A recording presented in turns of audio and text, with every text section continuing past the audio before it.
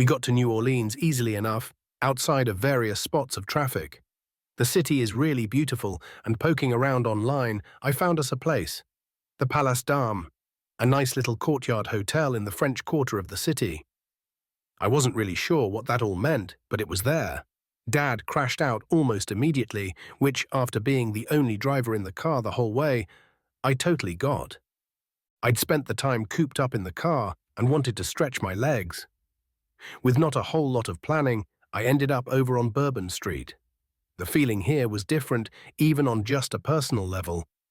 I'd become used to everyone knowing who I was in Portland, but here supers were a more known quantity. They had a regular team. So while I did get recognized, it wasn't anywhere near like it was back home, which was nice. Dad had mentioned a cafe here, so I sort of started in that direction, but got distracted. There's a lot of food here, so I ended up sort of snacking my way through the French Quarter. True, I couldn't take advantage of all that Bourbon Street had to offer, being rather distinctly too young to drink, but it was quite lovely. Much as it's called the French Quarter, I noticed that a lot of the buildings were more Spanish, having homes built around a central courtyard. I liked the architecture and sent along pics to Amy and the family on the text chain.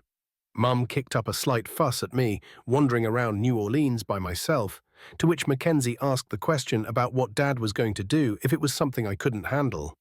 I told Mum that if anything got hairy, I could just teleport out immediately as fast as thought, and between me and Mackenzie, Mum seemed mollified.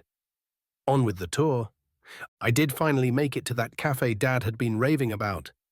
He'd mentioned the donuts some half-dozen times, but I'd have felt bad if I went in first and got one. He had not, however, mentioned anything about coffee, and in retrospect, that's sort of criminal on his part. Coffee is big in Portland, but to my knowledge, we didn't have anything like this.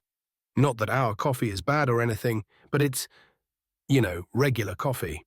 The coffee they made here at Café du Monde, I'd have to check pronunciation, was an absolute treasure, and I put it on the list of things I needed to learn to make back home.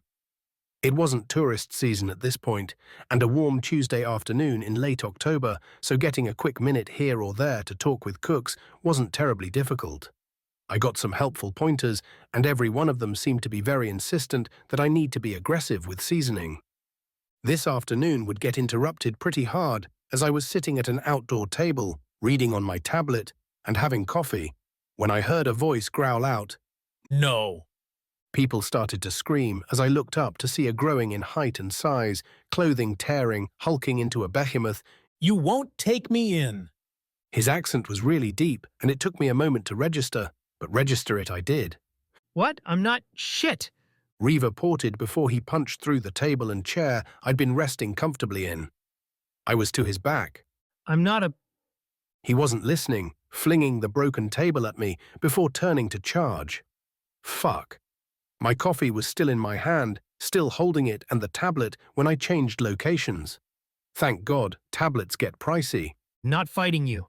He didn't care, and I ported again back behind him as pavement stone cracked where I'd been standing. He was incredibly strong, and from what I was seeing, a possible D tier. Unfortunately, his powers and my powers had an issue. As long as I knew he was coming, I could just keep porting around.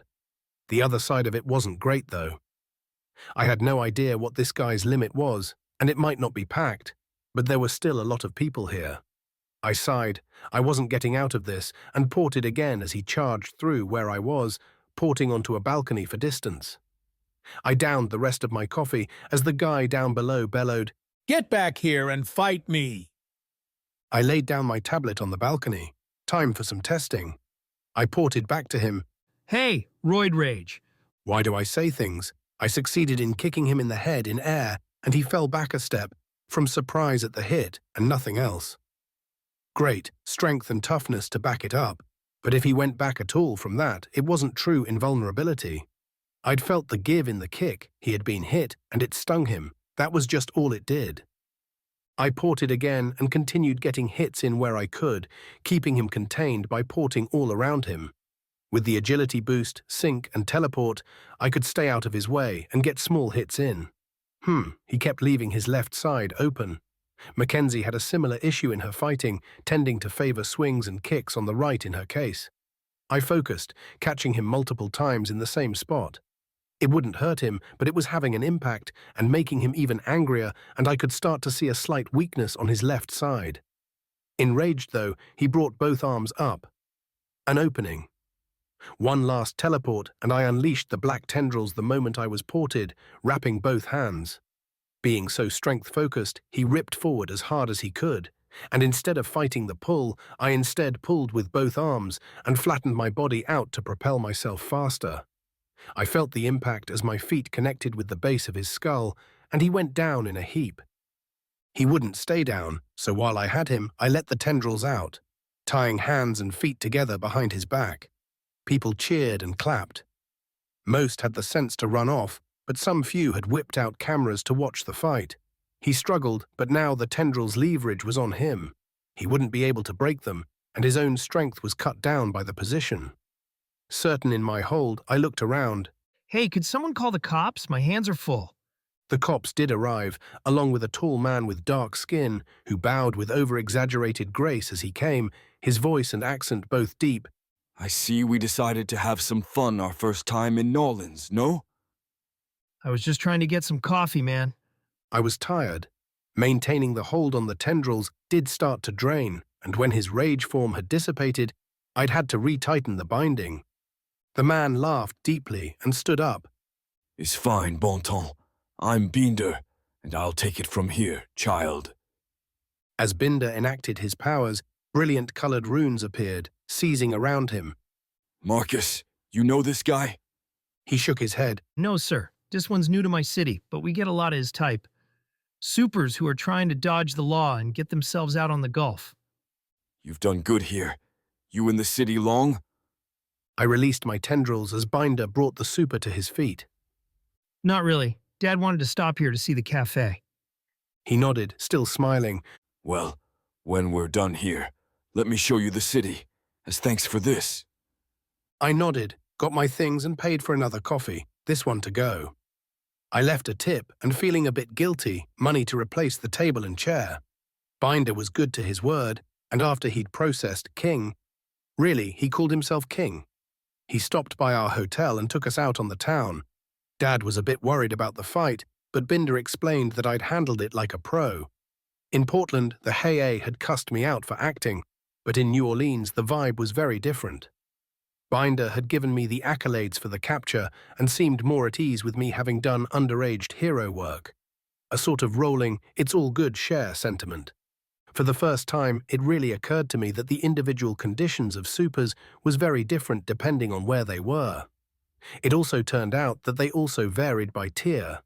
E-tier, such as myself, had a ton of restrictions on what we could do, while higher tiers tended to be less so. It made a certain sense, since really, what were you going to do to someone like Crimson or Anansi?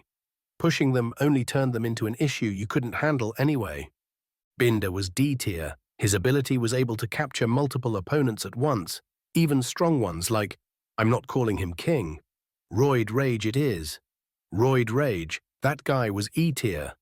Yeah, his strength and endurance were crazy, but he had to activate them and couldn't hold the form all that long.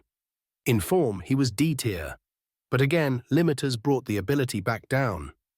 That seemed to be a recurring theme, that even if what you could do was powerful, if it had some obvious exploitable flaw to it, then it didn't rate as high.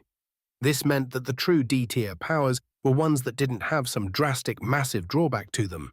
They were full up by an order of magnitude. My ability was different, since it continued improving and was difficult to scale properly against other powers. Anansi could warp fate itself, Crimson could use magic to fly, fight, just so many things, and I could learn just about anything. However, if I wanted to get out from under the absurd restrictions on me, I needed to start working on secondary abilities. Moving up in tier changed my view of the field. The rest of the drive back over the next few days was good, and I actually got in some things I needed. I did work on some merit badges, by this point submitting most of my community badges.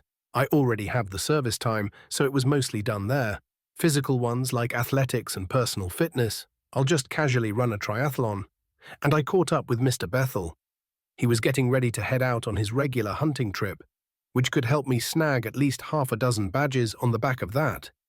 He was more than happy to have me along, since his son wasn't actually that much into it. Tom Bethel quietly sent me a thank you that was written like I'd just gotten him off of death row.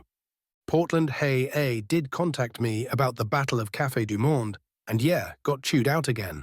I just eye-rolled my way through it, but they did have to admit I'd handled it well. Keeping civilians out of the fight and using dodges and restraints to capture the villain, keeping him held until legitimate authorities took over. I did also point out that I had tried to de-escalate things, but it just hadn't worked. They did the adult, where despite the fact I'd had no choice, they treated it like I somehow should have known that I would get jumped by a dude outside while sitting around having coffee. Am I supposed to be a kid or a highly trained veteran of combat that maintains constant awareness? Pick a fucking side. Aside from that, the trip was pretty fun. Got to go to Six Flags, picked up a whole mess of souvenirs for people back home, texted links to love songs to Amy. She mentioned another dance coming up, and the 1% kicked up something interesting. I liked dancing with her, but we could only really do that at school dances, unless I thought of a way to set something up. Hey, Dad, what would you think about something like a nightclub, but for like under 18 only? Dad considered it for a moment. Could work. Most businesses can, really. It's just a matter of whether you can get the business to keep it going and stay ahead of costs. You thinking of making one? I nodded. Yeah, one annoying thing is there really aren't many places for us to go in Portland. Like ground control, for instance. It'd be a great place to hang out, but after 5 it turns into a bar, and we can't be there. Kids my age don't even get home till around 3:34 o'clock, so it's not really a thing for us. D&B is cool, but it's really expensive for most kids, and it's really just games and food. I want a place that's ours, you know? He nodded along. I get it, but there's a lot that goes into something like that. We can take a look at it, though. Right now, we've got the mall purchase coming up, so we do need to focus on that. On that front, there's another dead mall up in Vancouver, so if this works out, we might look at doing that as well. There was a problem there. Then we should buy it now. Dad looked over with a raised eyebrow. We don't even have the first one up and running yet. Why the rush? It's so like basically as soon as we prove this thing's at all viable, there's going to be this whole rush of people trying to get in on the action. So I figure if we wait, then it'll probably be gone before we can get there. He stayed silent or a bit. I mean, that's a big move, but if you're determined, I'll take a look at it. I nodded and broke out my laptop, using the hotspot on my phone. I started looking up dead malls, and there were a lot. COVID had been the final bullet in a lot of struggling malls. As we drove across Texas, I kept researching into it. Malls had started getting killed off by the presence of online ordering and had several other distinct issues. The main issue of having a reliable customer base, though, was circumvented by my plan to add residential to the equation of the mall. A whole other section of it, though, was the fault of short-sighted thinking on the side of the businesses in the malls. For many store owners, they'd taken the approach to cut down staff to lower costs, but from what I could see, that had only managed to hurt them more in the long term.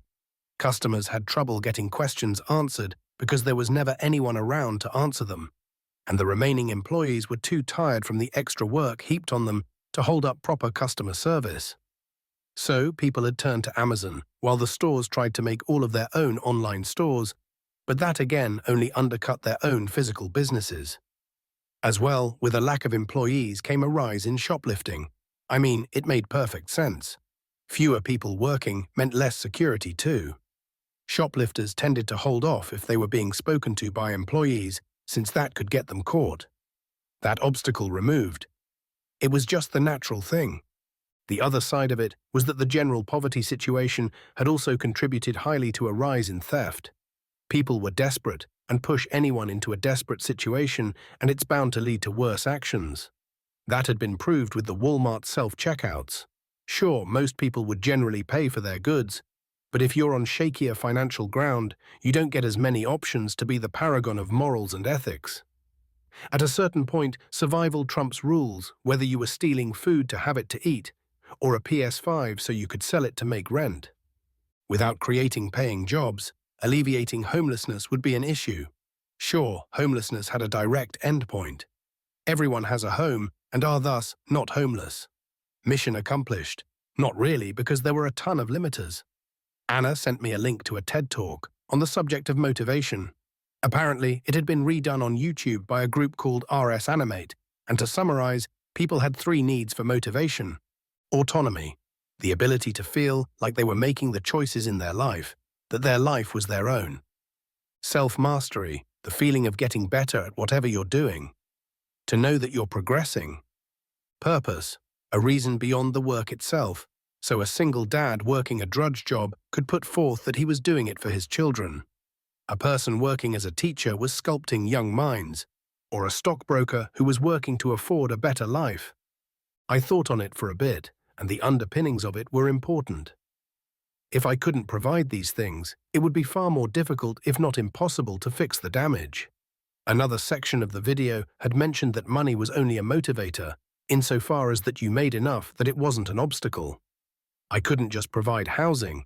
I had to remove the financial obstacle, and that meant creating jobs. Of course, the mall would employ a bunch of people, as would my company, but I was starting to realize we needed a much higher industrial base, a problem I'd already encountered in recreating Portland in cities, skylines. We had industry, sure, but jobs to residents was a problem. I needed some sort of business that sold things outside of the system of Portland, to bring money external of Portland into the city. There was Intel, Nike, and Amazon, but more could be done. Tech. I mean, I was already building a video game, and I owned a solar power company now. I could relocate them to Portland and use that, but there still needed to be more. I couldn't do all of it on my own, or anywhere near it. I need networks, connections that could help me navigate this, that could run these businesses separate of myself.